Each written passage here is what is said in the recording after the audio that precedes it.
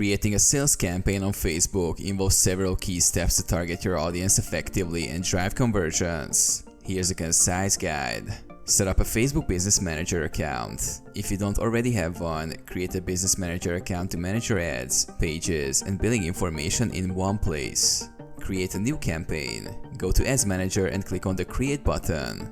Choose your campaign objective, such as conversions, traffic, or catalog sales. Define your audience. Use Facebook's targeting options to define your audience based on location, age, gender, interests, and behaviors. Consider using custom audiences from your customer list or website visitors. Set your budget and schedule. Decide between a daily or lifetime budget. Set the start and end dates for your campaign or let it run continuously. Create your ad. Choose the ad format, such as a carousel, single image, video, or slideshow. Upload high-quality images or videos and write compelling ad copy with a clear call to action. Add a destination URL. Direct users to your landing page, product page, or another relevant URL. Review and publish. Review your ad settings, preview your ad, and ensure everything is correct. Click Publish to start your campaign.